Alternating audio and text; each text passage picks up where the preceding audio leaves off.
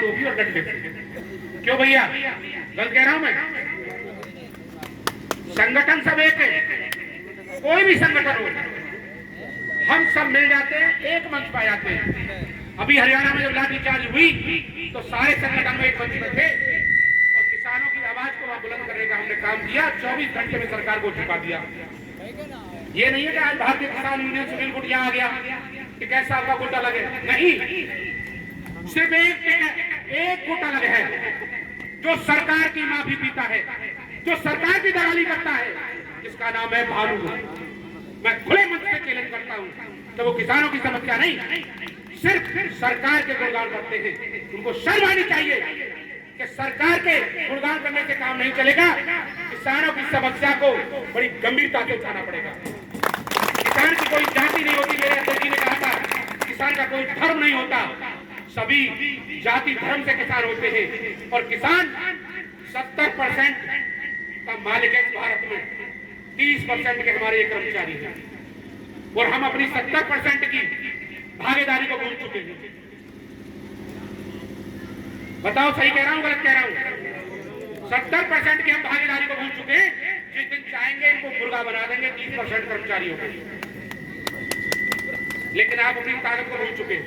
अपनी ताकत को याद करो और उठो और आवाज दो, जय जवान और जय किसान।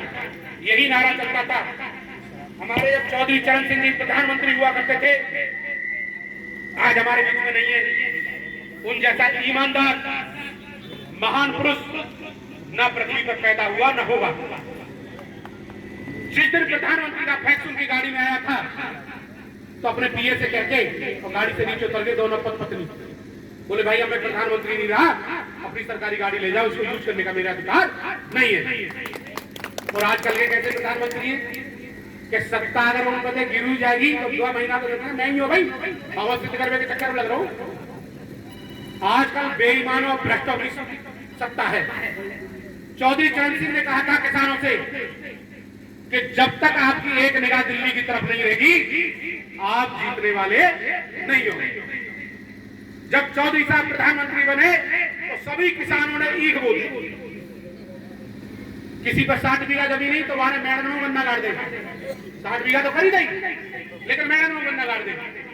और जब गन्ना सस्ता हो गया तो चौधरी साहब के बंगला में पहुंच गए सब किसान इकट्ठे कि चौधरी साहब आपको प्रधानमंत्री जय काज बनाए हमने कि गन्ना हम काऊ रेट बेच रहे थे, आ रहा बिक्का रेट रहे वाले भैया कितनी जमीन है तो 60 बीघा तो गन्ना कितना तो पूरी 60 में। चौधरी साहब ने टोपी उतार के कहते याद पर बोलते हो। तो हम लोग भी कम नहीं है, हमें एक फसल के पीछे नहीं पड़ना चाहिए। हम मोटा अनाज खाना बिल्कुल बंद कर दिया हम लोगों ने।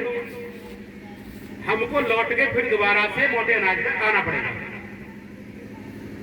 चौधरी साहब की बातों को याद करो, वो आपके किसान मसीहा थे और किसान मसीहा वो जिंदगी भर आपके दिल में और धड़कनों में रहेंगे। उनकी एक एक बात जब हमें याद आती है तो हम सोचते हैं कि ऐसे मसीहा को शायद अगर हम अपनी आंखों से देखते, उनके विचार सुनते तो उनके साथ साथ हम भी तर जाते हैं। उनके बाद में किसानों की आवाज को उठाने के लिए अगर कोई बब्बर शेर पैदा हुआ तो चौधरी महेंद्र सिंह टिकैत, जिसको पूरे भारत की सरकार खरीद नहीं पाई। जब वीपी सिंह प्रधानमंत्री थे तो चौधरी साहब ने कहा कि भाई मेरा किसान आंदोलन मुजफ्फरनगर की सरजमीन से स्टार्ट होगा और स्टार्ट हुआ।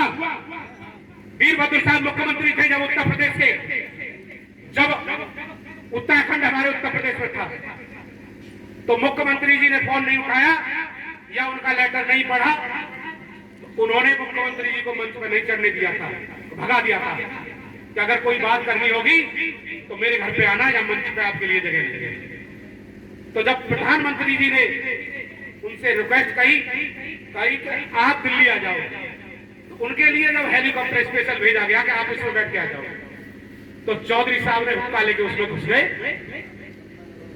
सुन रहे हो, वो किसान की ताकत थी। तो सरकार के कर्मचारियों ने कहा कि ये हुक्का इस पर नहीं जाएगा कि बेटा अगर हुक्का नहीं जाएगा तो ये सरकार भी नहीं रहेगी। 24 घंटे के अंदर सरकार गिरा दूंगा। दिल्ली के लाल किले पर कब्जा कर लिया मैंने, तो ये सरकार क्या बेचती है? तो वो शख्स थे जो तुम्हारी आवाज को बुलंद करने के लिए हेलीकॉप्टर में भी हुक्का लेके गए थे। वो किसानों की दहाड़ थी, वो किसानों की आवाज थी, वो किसानों के मसीहा थे। आज हम लोगों के बीच में कैसे लोग हैं? अगर कहीं धरना प्रदर्शन कहीं जाएंगे करने, अभी हापुड़ के मेरे साथी बच्चू बता रहे थे कि हापुड़ में कोल्ड ड्रिंक की वो फैक्ट्री खुल रही है। अगर हम लोग कहीं धरना देने जाएंगे, वहां 50 आदमी बैठेंगे और आगे जीएम ने कह दिया ये लिफाफा अध्यक्ष जी, तो पीछे हाथ से ले लेंगे। नहीं, अगर इस तरीका का हमको काम करना होता तो हम तुम्हारे बीच में नहीं आते। मैं विश्वास दिलाता हूं मंच के माध्यम से कि सुनील चौधरी गर्दन कटा सकता है, लेकिन उसको कोई माई का लाल खरीद नहीं सकता। अगर खरीद ले और ये सुन ले कि सुनील चौधरी बिक गया, तो मेरा सिर आपका जूता होगा। ये मैं आपको विश्वास दिलाता हूं। बहुत हमारे संगठन ऐसा काम कर रहे हैं, इसीलिए हमारे किसानों की समस्या का सोल्यूशन नहीं होता। शायद अगर सारे संगठन ईमानदारी से काम करें तो 24 घंटा किसान का आंदोलन ये सरकार नहीं झेल पाएगी। चाहे बाबा हो, चाहे वो दाढ़ीवार हो, जादूगर हो, निश्चित रूप से बता रहा हूं, सरकार झेल नहीं पाएगी 24 घंटा का आंदोलन। हम 70% में, मुझे 30%। बताओ अभी दिल्ली में कांड हुआ, हरियाणा में, जब मेरे किसान 200-250 बैठे थे, वहां लाठीचार्ज हुई। और जब हमारे किसानों का पूरा समूह इकट्ठा हुआ 4-6 हजार का, तो सरकार के पैर फूल गए। प्रशासन का एक भी कर्मचारी किसान के सामने नहीं आया और आपकी सारी मांगे मानी गई। इसलिए एकता बहुत जरूरी है।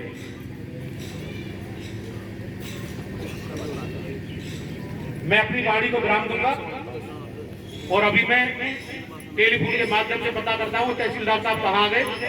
आपके बीच में जब तक कोई न जाए, तहसीलदार साहब को ज्ञापन देंगे और जो भी समस्या है, अभी बता रहे थे भाई बिजली की समस्या, वो लिख दो, बिजली विभाग से कराने की जिम्मेदारी मेरी है। एसडीएम साहब को बुलाओ, मैं उनसे मेरी समस्या है। मेरा संक्रमण पट्टा था सन 2018 का और उन्होंने वो 23 में खाली कर दिया। देखो व्यक्तिगत तुम्हारी समस्या